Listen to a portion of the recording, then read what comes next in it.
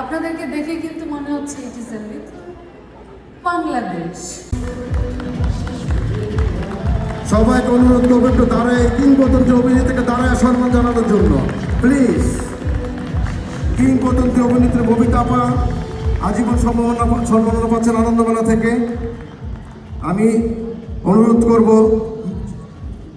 Mister president এবং chairman এবং ইসে কই ওকে তিনজন মিলে দিয়ে দেন। শিপার আগে ফুলটা দেন আগে। আমাদের চিফ অ্যাডভাইজার শিপার চৌধুরী ফুল দিয়ে তাকে অভিবাদন জানাচ্ছেন।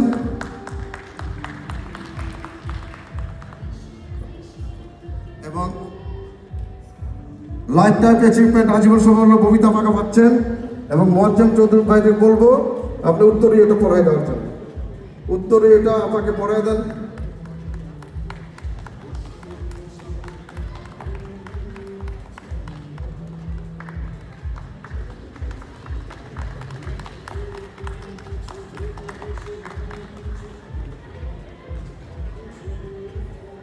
আপা আপনি যদি আপনার অনুভূতি ব্যক্ত করেন আমরা খুব খুশি হব।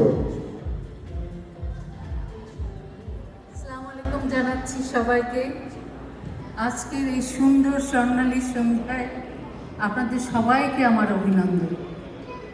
আমি এর আগে অনেকবার এসেছি, কিন্তু আজকে এই বিশেষ নেবার জন্য চলে এসেছি আপনাদের কাছে। আপনাদেরকে দেখে কিন্তু মনে হচ্ছে ইট ইজ বাংলাদেশ। খুব ভালো লাগছে, কি যে ভালো লাগছে। আমি আপনাদের ভালোবাসায় ববিতা হতে পেরেছি। আজকে যাই অর্জন করেছি সব আপনাদের ভালোবাসায়। আমি কি বলবো, আমি সব হারিয়ে ফেলেছি কথা।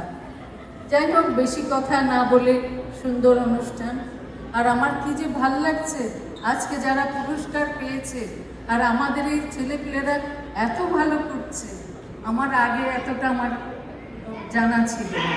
আমি খুব খুশি হয়েছি। জীবনের সব কিছু শেষ না, অনেক কিছু করার আছে, অনেক কিছু। তো সেই জন্যে আমি বলবো এই যে লাইফ টাইম অ্যাচিভমেন্ট অ্যাওয়ার্ড পেলাম, এতে আমার খুশি, আমার অনেক কিছু করার আছে।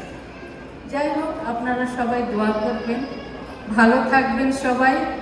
হ্যাঁ, সবাই আমার জন্য দোয়া করবেন।